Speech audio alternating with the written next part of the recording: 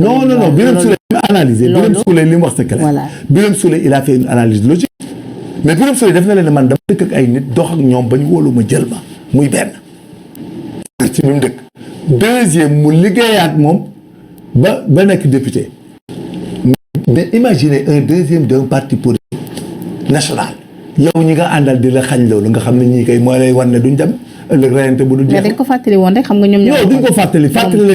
moom ak leader c'est comme les cas ñi wax ci réew mi ay affaire mandat xam nga ay wax yoru réew xam nga wax cumul de fonction. mais cumul te la ñu waxoon lañ député maire rien de plus indiqué de pourquoi mu bàyyi ba c'est-à-dire li nga xamante ni moo un tout petit peu je peux dire moom dañ ci am jàpp ni dañ leen yéex a impliqué là-dessus lu ñeel motion de censure xam nga lu koy indi loolu xam nga lu koy indi da ngay am intention yaakaar ne da ngay def coup rek coup bi dal li koy indi loolu la sournoisie mooy indi cas yooyu xam nga qu'est-ce que c'est la sournoisie tu veux faire mal et tu passes par les couloirs léegi il pense que en faisant mal ne pas alerter par le et l'heure ils vont faire rek ça marche mais c'était mal connaître la morale de Doudou Wade. D'accord. Doudou Wade est quelqu'un ak Lamine dañoo am morale am nañ éthique et puis dañoo nekk ci réew mi màgg ci réew mi te am na loo xam ne dañ koy jomb wax di ko jomba def. D'accord. te loolu dafa baax ci réew. donc il faut que nit ñi réew ñi am vertu nit day am vertu moo gën di nekk di kompolu ci suuf ak di lijjanti foo toll c'est pas bon. d'accord alors ci loolu gis nañ benn bokk yaakaar ñu gën a ànd confiance jëm à l'Assemblée nationale démb gis nañ leen bi vote bi yaxee ñuy yuuxu ci salle bi nag fii ñoo ko moom.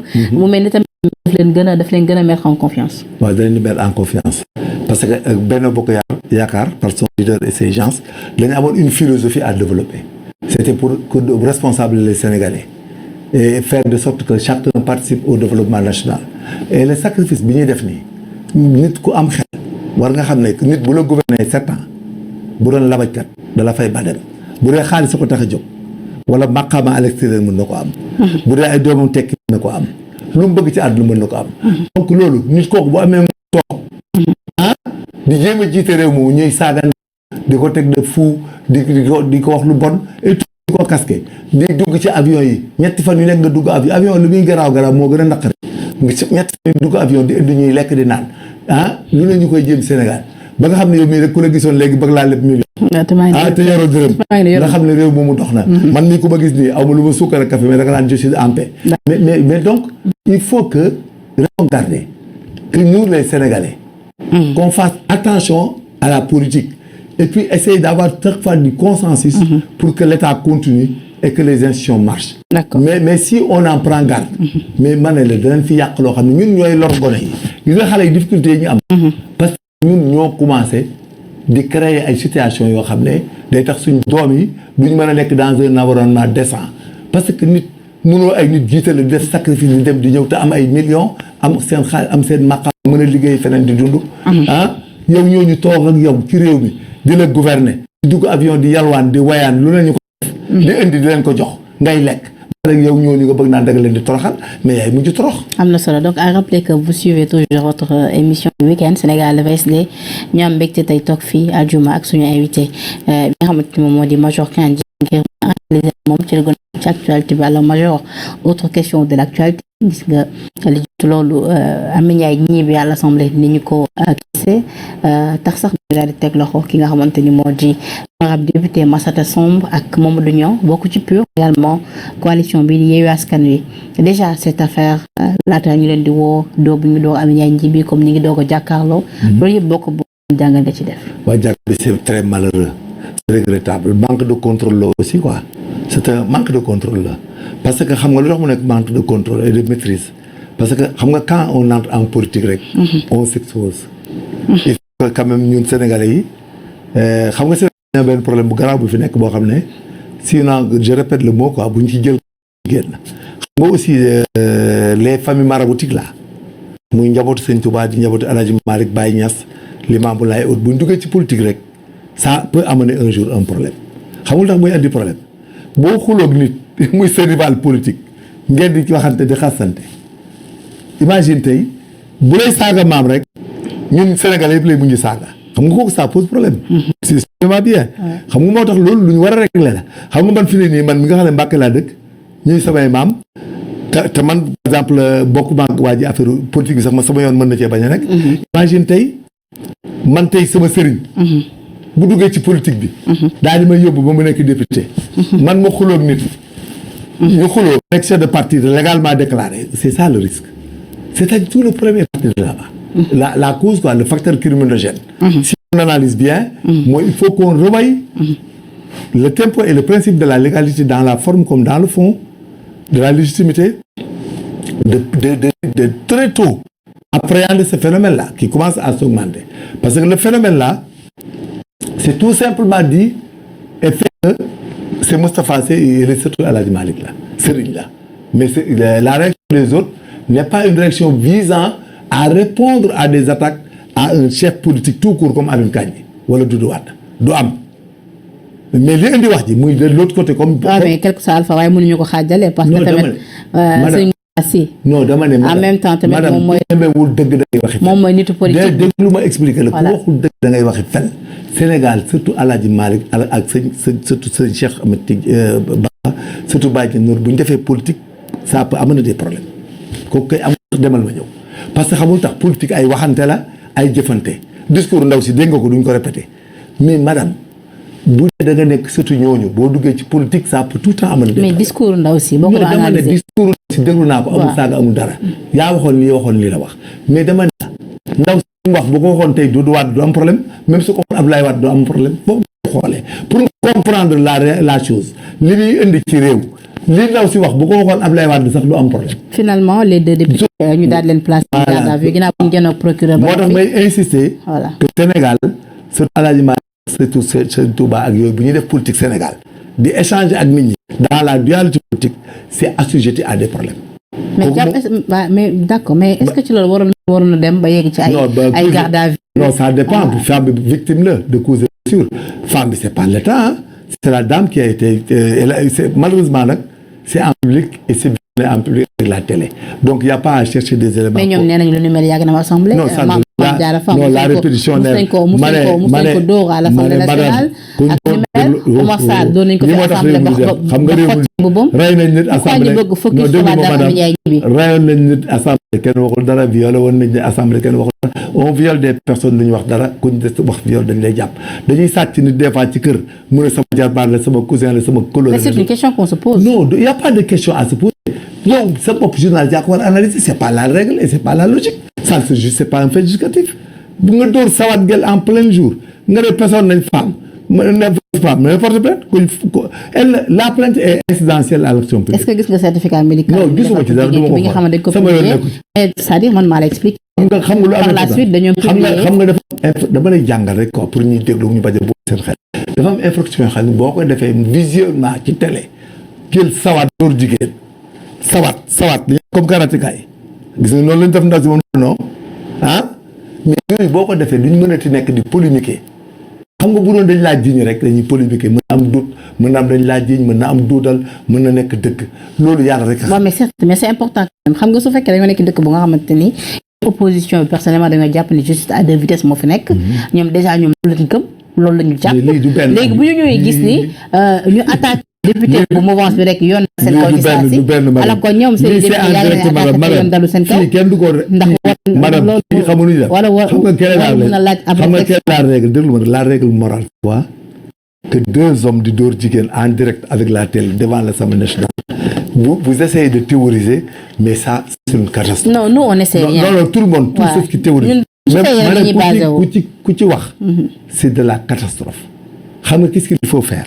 Il faut dénoncer, regretter et mettre en place un dispositif de nature que assemblée léegi dana am règle yoo xam ne ak yoo xam ne day dugg ci bopp nit ñi ne fii ku fi dóorati nit on t'expulse de l'assemblée dañuy nangu sa mandat député bu ngeen di wax lu leen neex te doo am injure ak déclaration il faut ñu changer règle yi ku fi dóor nit ñu dàq la abadan nga génn dootoo nekk député Sénégal jigéen aussi bu fi dóor góor ak góor gu dóor jigéen gis nga wax ji c'est pas la solution de parler de ça la solution c'est quoi c'est de moraliser l'Assemblée nationale et malheureusement cette fois-ci là mais madame si on en prend garde les catastrophes nationales lay indi c'est même pas respectueux qu'on soit très clair. dinañ ko kay parce que déjà Moustapha Chidine yëpp jóg nañ am na ay plainte yu bëri yoo xam ne dañ ko mais également lu am amul solo sens on doit régler l'affaire. d'accord dama lay expliquer ñun pour ce qu'on appelle l'approche de résolution des conflits. Un État c'est la symbiose nationale, la cohésion nationale. Mais il faut que ñun ñëpp ci réew mi ñun kenn ku nekk ci réew mi ñu arrêté suñ saaga yi suñ délation yi complot yi fen yi ak labat yi parce que àdduna bi jaru. mais dañoo dégg dem ba ki nga xamante ne maa ngi koy wax sànq yeggale ko ma bi ñu ko dóoree ba noppi moom Amy Ndiaye ñibbi par la suite mu xëm ci salle bi ñu évacuer ko ñu dégg docteur Malick Diop njëkk wax ni docteur Malick Diop plutôt njëkk wax ni la dame dafa ëmb après finalement ñu gis ni certificat médical bi nga xamante ni médecin bu fekkee hôpital principal daal dinañ koy établir mu daal di comporter li nga xamante moom la docteur Malick Diop waxoon ci njëlbeen mais dañoo dégg dem benn Barthélémy bu ñëw à l'Assemblée taxaw ci pupitre bi publiquement wax ni yaay bi ëmboon na mais bu ëmbee est-ce que tamit borom këram sax moo ko ëmbal mu nekk ay insinuation yu forte yu nga xamante ni. saaga la est-ce que borom këram ëmbal c'est un délit c'est de la diffamation en public. dérapage.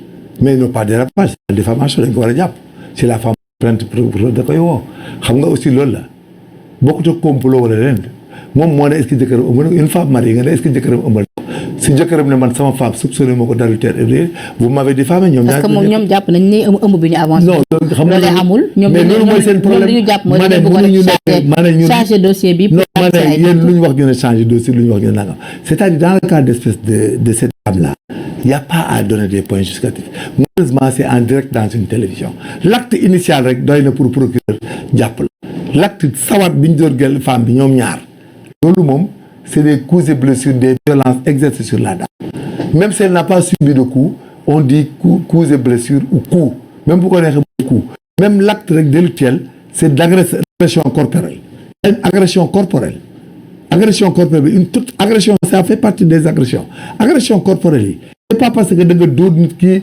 toroxal ko futti ko diri ko ci oto mais que am na chance il n'a pas de blessure on te laisse partir noonu. d'accord surtout quand flagrant comme ça quoi. d'accord alors beneen mbir tamit bi nga xamante ni major en tant que un ancien de la gendarmerie baax na tamit ñu laaj gis la disparition des 2 gendarmes Didier Badji ak Fulbert Sambou.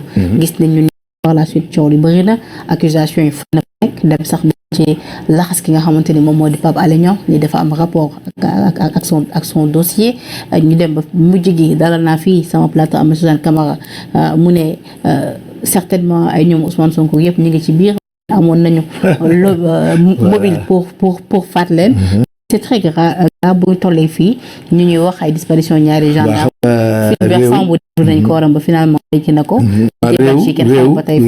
réew gis nga bu ñun ñu nekk actuellement ci réew mi nii muy pouvoir comme opposition et surtout opposition conseil bi leen jox il faut jamais mettre des jalons yoo xam ne ëllëg ça va tous les rattraper il faut être très prudent quand on est dans un pays te deewaguñ boo deewagul ci réew da ngay prudent ci li ngay wax li ngay def rattraper un jour yàqal la gis nga état Sénégal muy partie bamba sécuritaire muy police de gendarmerie des armées dañoo nekk niveau boo xam ne ils n'ont même pas besoin de même arrêter un étranger nous sommes tellement bien structurés bien organisés gis nga nos 2 collègues là surtout le gendarme c'était un excellent gendarme un excellent gradé. c'est ça Didier Badji wala voilà mooy le gendarme je le connais quoi dama ko doon fekk IGE inspection générale un gosse très gentil très formé discipliné dama lay jël ñoom ñaar ñëpp segment par segment pour nga comprendre à qui profite le crime et à qui pourrait profiter le crime ça peut profiter à tout le monde. L'État ils n'en ont pas besoin ils n'ont aucune accointance wala aucun soupçon du tout. Pourquoi? Je vais vous expliquer. Le gendarme qui est à l'inspection générale d'État lui il ne reçoit que des correspondances comme yi nga wax léegi ci contrôle yi xam nga Sénégal boo xamul rek il savent même pas ce que c'est que l'inspection générale d'État. Inspection générale d'État nekkul ci renseignement nekkul ci sécurité pour dara xam lu muy def boo bindee lettre président de la République même dénoncé wala plaindre yaa ngi may dégg baax bi mën nañ ko imputer benn inspecteur bu dee affaire domaniale je donne l'exemple mën nañ ko jox Aly Ngouille Ndiaye mën nañ ko jox Birima Mangara wala ñu jox ko Ousseynou kii Ousin sama copain lañ quoi c'est des inspecteurs d'État par exemple je te donne un exemple inspecteur d'État moo am benn problème boo xam ne ça touche des histoires de détournement de douane de nangam d'expertise de ma njox dañ ko imputé Matar Cissé.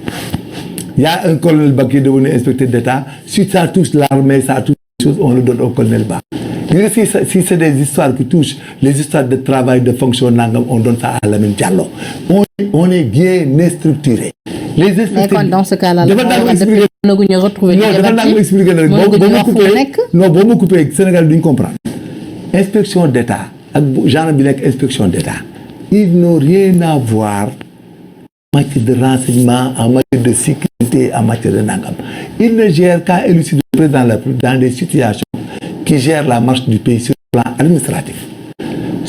Donc le jeune là, il n'a pas accès à des renseignements, il n'en donne pas, il n'en reçoit pas, il n'est pas mêlé à des renseignements. Kooku féete boor. kon déjà dafa nag rek kooku féete boor. kon déjà foofu blanchir ko ci ni ñu ko rattaché ak l'affaire Pape Alé Niang. quand le jeune là. voilà non man yooyu duma ci dugg xaw ma ko dama laa bëgg a wax moom position bi mu am ak ñi muy liggéeyee ndool. wax rapidement ñooñu amuñu ñoom benn relation ak ay sécurité militaire amuñu gis nga même le colonel bi je donne un colonel Ba que je connais bien quoi qui est inspecteur d'État. Il n'est plus colonel, il n'est plus militaire da ngay am dem foofu. yow de buñ soxlaa des choses lu ñu bëgg a pour une question d'équité moo tax ñu inspecteur d'État dans les corps xam nga l'armée dafa am inspection générale des armées corps yëpp am inspection. mais il arrive à des niveaux yoo xam ne l'autorité suprême Jean Collin ko fi defoon l'autorité suprême day bëgg a am des choses yoo xam ne avec des gens qui sont pas soumis à la hiérarchie. d'accord mais rapidement la moo war a tey jii ba tey kenn mën leen fexe bëgg parce que tamit sànq yaa ngi loué ay qualité gendarmerie ak yu ni mel. voilà donc lu waral kon depuis lors mënuñu fexe ba wax. c'est la disparition la disparition loo gis nañ ko ci ndox bi. mais dañuy chercher lan moo ko dugal ci ndox bi. a raison tu sais noyade du benn ak ku ñu rey ci biti parce que boo noyé woo l'environnement du sel et autres bu fa defee une semaine yow li ngay mën a xam ne la mort est post-mortem et ante-mortem xam nga nit bu duggee ci ndox dañuy xool nagam dafa dee dugg ci dafa dee ñu def ko ci wala da cee dee mooy ante-mortem et post-mortem c'est pour xam quoi médecine légale loolu boo koy rechercher yaa ngi rechercher ndox muy nekk ci bopp ci biiram te ndox moomu nekk ci biiram même boo ko rechercher mën nga dem avancer on recherche des diatomées pour voir ndox mi est-ce que ci ndox mi naan fa la labe ou feneen donc ñoom bi ñu ko jotee des détails de décomposition si le médecin légiste wala médecin requis bi def ba kii de mort bi il regarde le corps il ne voit pas de plaie traumatique il ne voit pas de à l'œil da koy gis déjà am na yoo xam ne du ko gis day xam ne kon les causes de la mort qu'il doit chercher c'est de toucher un corps qui est déjà en état de putréfaction très avancé alors que tout est cher de nangam il n'y a pas de rien. Vous savez le procureur de la République de Dakar oui. Il ne protège personne. Il ne dit que le droit et il administre un parquet pour mettre en œuvre l'action. léegi nag Sénégal dañu jël habitude bi peut-être comme Dakar moom fii la politiciens yu mag yi nekk ak yooyu ñu def ci connotation politique mais lui depuis qu'il est venu tout est calmé tout est moralisé Amady n'est pas dans les congrès.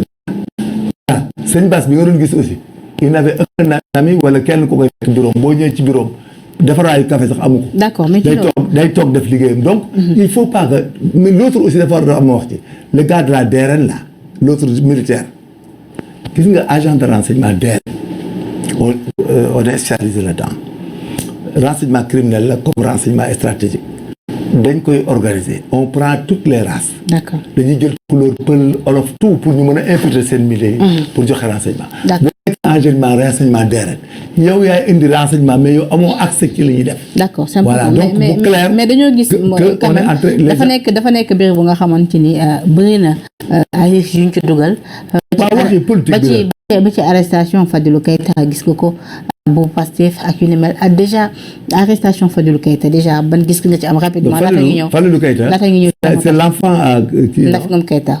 voilà donc il est de Pastef mais bon j'ai pas bien suivi la raison pour laquelle parce que j'ai pas bien suivi. diffusion de fausses nouvelles lañ koy. waaw loolu donc c'est dû à ça parce que aussi xam nga tax le parquet et l'État gère ça xam nga tax parce que Sénégal des fois.